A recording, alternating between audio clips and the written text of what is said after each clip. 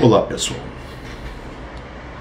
este vídeo foi feito para apresentar 4 assuntos e sua duração é de aproximadamente 27 minutos.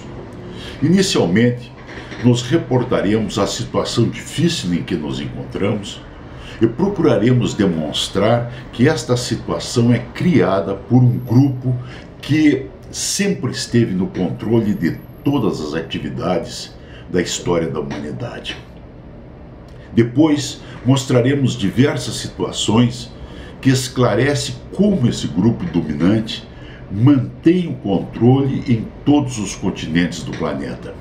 Na terceira parte, mostraremos a atual situação vivida e do porquê este grupo, essa elite globalista, se encontra perdendo o controle da situação.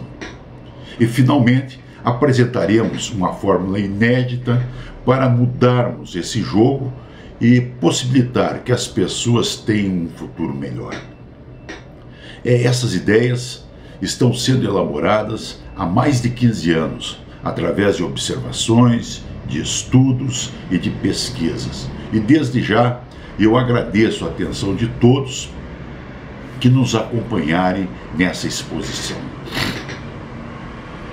O espírito humano, ele se encontra apreensivo. A fome, a miséria, a violência atingiu índices assustadores. Governantes e lideranças procuram, mas não encontram solução para o problema. Um grupo seleto de pessoas que sempre tiveram total controle da raça humana estão tendo problemas de comando. As coisas começaram a se agravar quando a queda do Muro de Berlim, em 1989, ela decretou o fim do sistema socialista. Sem a dualidade, o sistema capitalista começou a entrar em decrepitude e hoje se encontra numa situação insustentável. Tudo isso que aconteceu está aliado a um desenvolvimento tecnológico jamais visto pela humanidade e um sistema de informações que foi oferecido principalmente pela internet, que nos permite tomar conhecimento de muitas coisas. Vamos esclarecer o assunto. A ideia de que os estados foram inventados pelo cidadão para melhorar a sua segurança e melhorar a sua qualidade de vida é uma grande farsa. É uma mentira que tem sido contada através dos tempos e alimentado por quem está usufruindo do poder. Vejamos, quando a humanidade ela vagava como nômades de um lugar para outro, vivendo da caça, da pesca, da coleta de alimentos, com certeza não existia servidão e nem exploração de pessoas. Porém, no momento em que a agricultura e a criação de animais passou a produzir uma quantidade maior de produto dos quais aquele grupo podia consumir, então aí sim iniciou-se a escravidão. Então, com isso, minha gente, surgiram as primeiras cidades. E tão logo foram surgidas as primeiras cidades, criaram-se os impérios. Então nós temos aí o Império Egípcio, o Chinês, o Império Romano, os Incas, Astecas e muitos outros. Então eu pergunto, vocês acham que foi o povo que inventou os faraós, os marajás, os sultões, os tiranos, os sacerdotes, os reis e todo tipo de cortes, mordomias, e ainda tudo isso com o objetivo de melhorar de vida? Portanto, é só nós olharmos para a história para nós concluir que em todos os tempos 5% dos humanos dominaram 95% dos demais. E esses 5% sempre trataram os demais como um mero rebanho de gado. Então, pessoal, caçar seres humanos, domá-los, amansá-los, fazê-los escravos, nada mais era que um grande negócio para os impérios e os governantes. Portanto, para a classe dominante, os seus súditos, juntamente com seus escravos, nunca passaram de uma espécie de criação de gado. E essa situação, ela seguiu por milhares e milhares de anos, até lá pelo século XVII, quando algo de diferente aconteceu. Com o advento, pessoal, da Revolução Industrial, começaram a surgir as primeiras indústrias, as fábricas, e casualmente começaram também a serem cercadas grandes áreas agrícolas e melhoraram as administrações das fazendas, expulsaram os agricultores dos campos para as cidades. E nas cidades, esses agricultores expulsos começaram a viver na mais completa miséria e formaram a primeira mão de obra disponível para as fábricas. Agora, pessoal, esse grupo dominante começou a ter um grande problema. Como controlar esta massa de miseráveis? Na antiguidade e no tempo da Idade Média, esse grupo resolvia essas questões aí sem muito problema, se utilizando da religião e de seus exércitos. Eles espalhavam o medo e o terror, colocavam o povo entre a cruz e a espada e mantinham o controle aonde quisesse. Agora, naquela época foram momentos cruéis, foram muitas matanças e torturas, o povo sofreu por demais. Agora, porém, os tempos já são outros, o mundo passara por uma modernização. Agora vem a questão, como essa classe dominante administrou esta mudança? Bem, a classe dominante, ela começou a propagandear os benefícios da modernidade, explicando que se as pessoas se esforçassem, competissem, trabalhassem com afinco, elas poderiam melhorar de vida. E para incutir essas ideias de uma forma mais eficiente, se valeram da propaganda, de intelectuais, artistas, pastores, padres, cientistas e, logicamente, pagando um bom dinheiro para cada uma dessas pessoas. No campo da economia, foi usado como base as teorias de Adam Smith, que ele viveu de 1700 a 1800. No seu livro A Riqueza das Nações, ele explica a sua teoria, ele prega o empenho, a eficiência, a competitividade.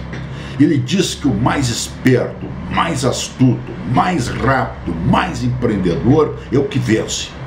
Que a competição é saudável, ela derruba os preços e barateia custos, e que o mercado é movido pelo próprio interesse, e que no fim vem uma mão invisível que ajeita tudo, que todos ganham, que é bom para todo mundo. Só que ele não falou das favelas, dos excluídos e da miséria dos perdedores.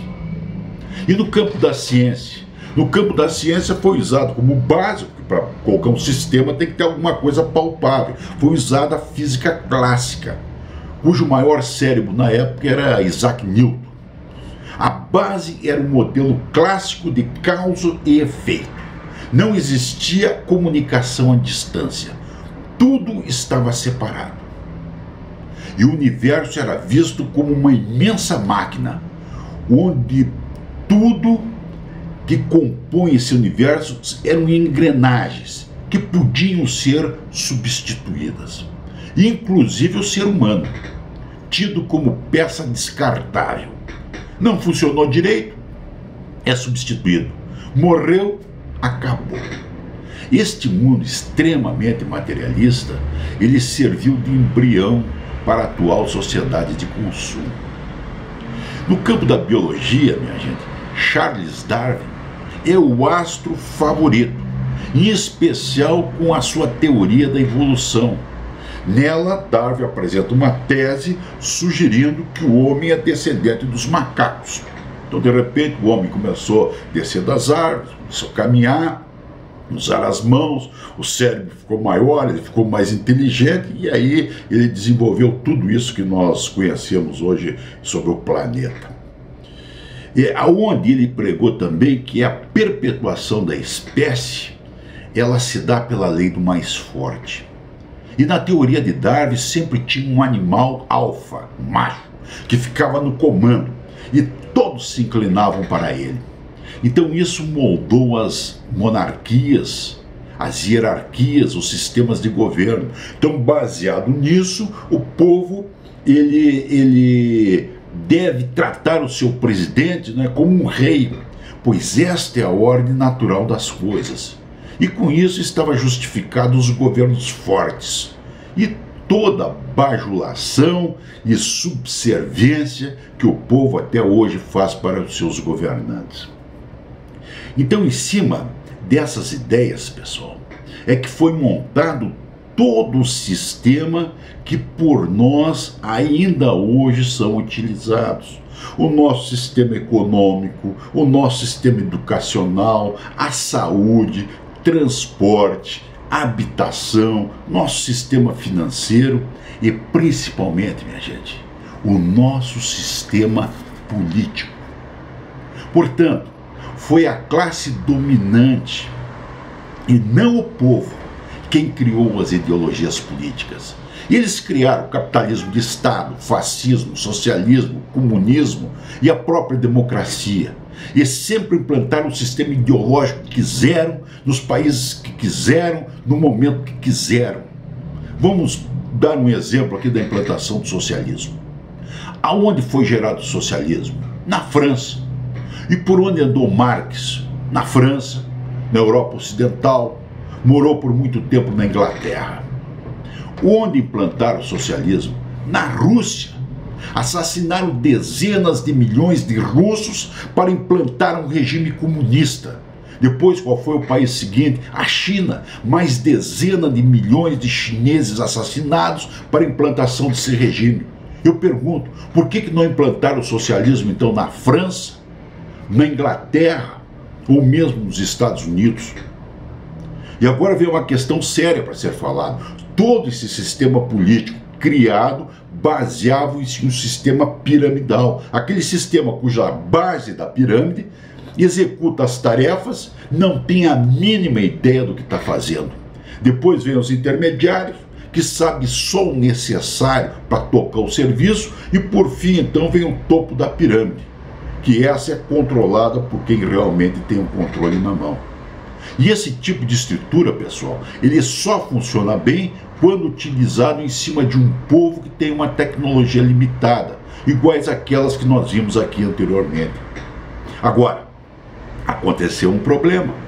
O mundo evoluiu, novas tecnologias foram descobertas, e esse grupo que se encontra no comando ainda governa em cima de uma estrutura piramidal. Eles estão com um baita de um problema. Vamos ver aí o que aconteceu. Max Planck, um cientista que nasceu em 1858, viveu até 1947, 1950. Ele abre as portas para uma nova ciência, a mecânica quântica. Hoje 85% do PIB, todo mundo, é em cima da mecânica quântica. É o rádio, televisão, computador, GPS, celular e por aí vai. E junto com Max Planck apareceu o Nikola Tesla, que é um cientista também, que de muitas coisas que ele fez, ele fabricou motores com energia livre. Isto é, eles funcionam indefinidamente sem ser preciso abastecê-lo. Isto é, grátis, free. Tesla transportou energia sem fio, e Tesla já havia demonstrado que se podia efetuar uma comunicação sem fio e de forma gratuita para qualquer parte do globo. Tesla patenteou de 500 a 600 inventos. É só entrar na internet, é muito interessante estudar alguma coisa sobre Tesla. Mas os governantes também usaram essa nova ciência, a ciência a quântica, mas usaram a energia atômica. Para quê? Para destruir duas cidades, Hiroshima e Nagasaki. Aí disseram para eles que podia entrar no centro de um átomo, ali no núcleo, separar o próton do nêutron, libera energia forte, e em vez de jogar uma bomba para matar meia dúzia de gente, largava aquilo lá, dava para matar dezenas de milhares de pessoas. E eles usaram isso e destruíram duas cidades. Então já está a energia quântica, ela já foi usada há muito tempo. Agora outra questão, esses motores a combustão que causam uma poluição descomunal, eles estão obsoletos há mais de 70 anos. A todo momento nos são apresentados veículos que podem andar movido a água, a ar, a eletricidade, magnetismo. Nós temos tecnologia para termos a quantidade de água potável que quisermos. E estamos bebendo água de esgoto e pagando caro para isso aí. Outro fato que ocorreu na mesma época diz respeito a Allan Kardec. Allan Kardec iniciou a comunicação com seres de outra dimensão.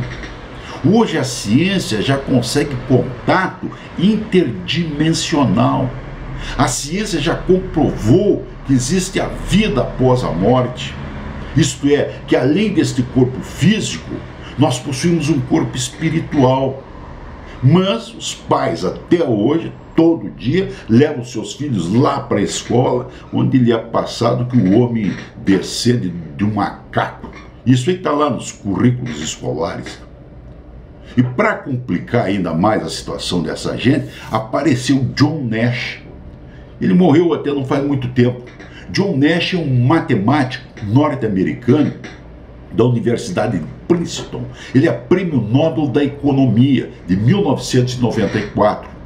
Ele provou por A mais B que as teorias de Adam Smith não funcionam, que elas causam caos econômico.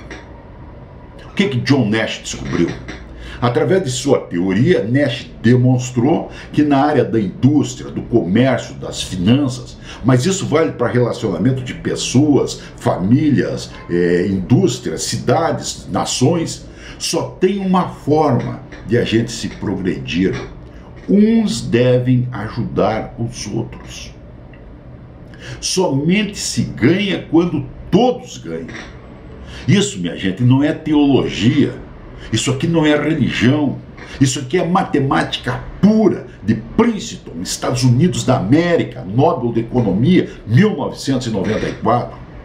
E diz Nash que só se chega ao melhor resultado para todos se cada um procurar o melhor para si e para o outro. Senão o resultado é esse que nós vemos aí pela face da terra: miséria, doença, guerra, saque, estupro, sacrifício humano e por aí vai. E agora eu pergunto, por que não divulga isso aí? Por que não divulga que as teorias de Adam Smith estão erradas? Por que não divulgo que a quebra da Bolsa de Valores de 1929 dos Estados Unidos, que a Primeira Guerra Mundial, a Segunda Guerra Mundial, que a farsa do ataque das Torres Gêmeas, que a bolha imobiliária de 2007, lá nos Estados Unidos, tudo decorrente de uma política econômica equivocada, corrupta e assassina. E nas universidades, até hoje, as teorias de Adam Smith são ditas aí para os nossos futuros economistas. Como nós vimos, pessoal, o problema atual da humanidade, ele não é tecnológico, ele não é ecológico, ele não é de religião. O nosso problema é político. Nós precisamos de um novo sistema de governo. Todos os sistemas conhecidos foram criados pela elite globalista. Todos eles atrelados num regime totalitário, alimentados pela fraude, pela mentira e corrupção. O único sistema que não foi criado por eles é o anarquismo, justamente porque o anarquismo é o único modelo que se opõe a qualquer tipo de opressão. Então alguém diz, então vamos instalar o anarquismo? Tem um problema. O modelo proposto pelos anarquistas do século XIX e XX, que nós podemos citar o Mark Stirner, Proudhon, Bakunin, Kropotkin e tantos outros, embora eles não terem sido criados por essa elite dominante, eles foram criados em cima de uma matriz social já superada. Agora tem uma: o que não foi superado foi o pensamento anarquista, que continua mais atual do que nunca. São as ideias nobres, altruístas, sentimentos puros de amor, liberdade, fraternidade e justiça, que compartilhamos com todos os nossos irmãos e que são alimentados pelo espírito humano que carregamos dentro de nossos corações. Esse vídeo, minha gente, ele tem dois objetivos. O primeiro é fazer um alerta com relação à elite globalista e somar esforços para impedir que eles, mais uma vez, assumam o controle total da vida em nosso planeta. O outro objetivo é lançar um embrião para criarmos um novo sistema de governo, não firmado nesse sistema piramidal, sistema totalitário de poder absoluto, mas sim firmado em um sistema holográfico, onde o conhecimento ele é distribuído para todos, onde todos têm a consciência de suas vidas e de seus destinos, onde, em harmonia, nós possamos viver uma verdadeira democracia. Estamos lançando a corrente de Aquários, que esta está sendo elaborada há mais de 15 anos. A corrente de Aquários, ela é totalmente fundamentada nessa nova matriz social que nós estamos vivendo hoje. A corrente de Aquários se firma em 3 pilares básicos: na paz, no amor e na liberdade. Na paz, ela busca atender a todas as nossas necessidades sociais. Na liberdade, ela fundamenta toda a nossa atividade política. E no amor, ela conduz à evolução do espírito humano. Minha gente, nós nos declaramos inimigos de todas as conspirações, de todas as tramas, conchavos de bastidores e confabulações secretas. Nossa campanha é às claras, em campo raso, de peito aberto e cabeça erguida. Quem se bate por princípios não precisa combinar coisa alguma nas trevas. O sonho não acabou. Os anarquistas estão chegando. Muito obrigado, gente.